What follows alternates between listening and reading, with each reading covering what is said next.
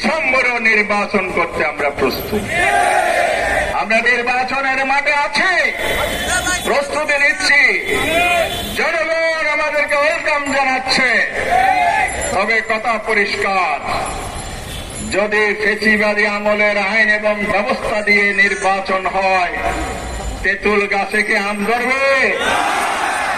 পুরানো আইনে, পুরানো পলিটিক্যাল সিস্টেমে নির্বাচন ব্যবস্থাপনায় সুষ্ঠু নির্বাচন হবে না, হবে না, হবে না। সুষ্ঠু নির্বাচন করতে হলে যে 84টি জায়গা নিয়ে ঐক্যমত কমিশনের ঐক্য হয়েছে, এগুলো সম্মিলিতভাবে সকল দলের ঐক্যমত থাকুক বা নাই থাকুক, যে 84টা হয়েছে সেটার উপর জুলাই সনদ রচনা করুন।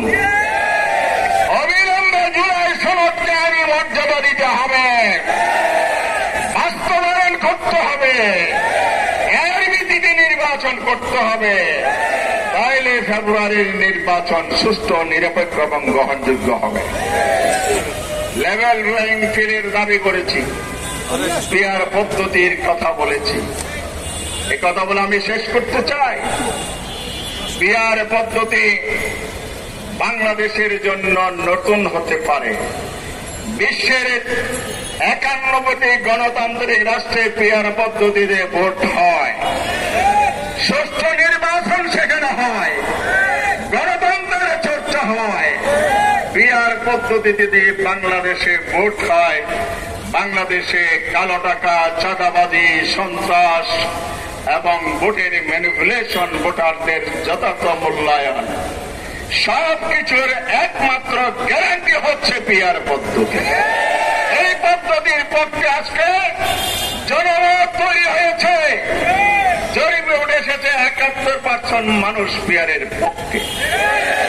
আপনি কি 29% পক্ষে থাকবেন নাকি 71% পক্ষ থাকবেন? যদি আপনি স্বৈরাচারের খেতাব নিয়ে বিতর্কিত নির্বাচন দিতে চান, তাহলে 71% বিরুদ্ধে আপনি অবস্থান নেওয়ার দুঃসাহস দেখাতে পারেন। বাংলার জনগণ আপনাদের এই ষড়যন্ত্র মেনে নেবে না। এই জন্য আমরা বলতে চাই, সংবিধানের দোহাই দিচ্ছেন, ইলেকশন কমিশনের কেউ কেউ বলছেন পিআর পদ্ধতি নাকি সংবিধানে নাই। আপনারা তো সংবিধান চর্চা বেশি করেন, আমরা আপনাদেরকে সাধুবাদ জানাই, বিজ্ঞ মানুষ। আমি আপনাদেরকে সংবিধান খুলে পড়তে বলবো।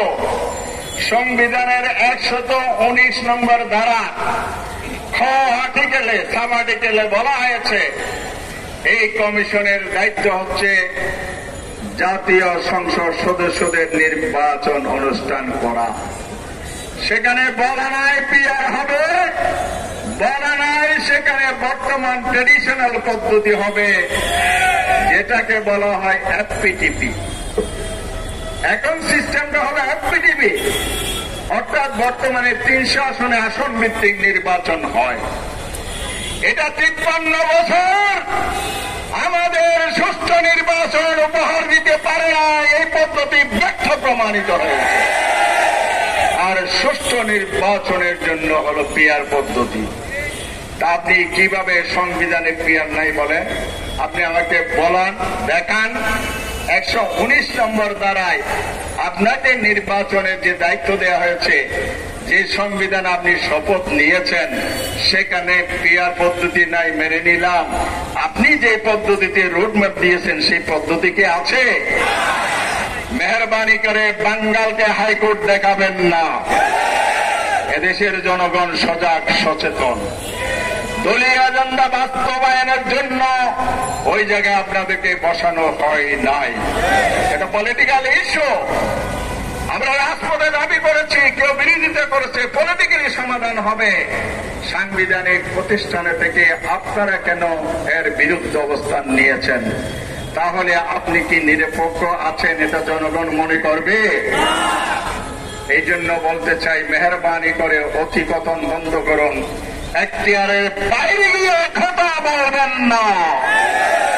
সংবিধান সংবিধান জিকির করে জাতিকে আবার অন্ধকারের দিকে ঠেলে দিবেন না।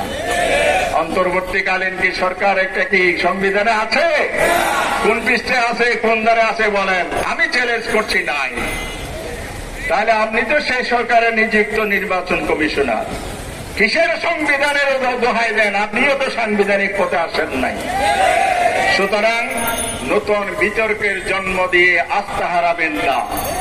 ফ্যাসিবাদী আমলে যে ভোটের প্রতি আস্থা নষ্ট হয়েছে, আমরা আস্থা রাখতে চাই। আপনারা আস্থা ফিরিয়ে আনুন, তাহলে ফেব্রুয়ারিতে সুষ্ঠু নির্বাচন হবে। পিয়ার পদ্ধতি ছাড়া নির্বাচন এদেশের জনগণ মানে না।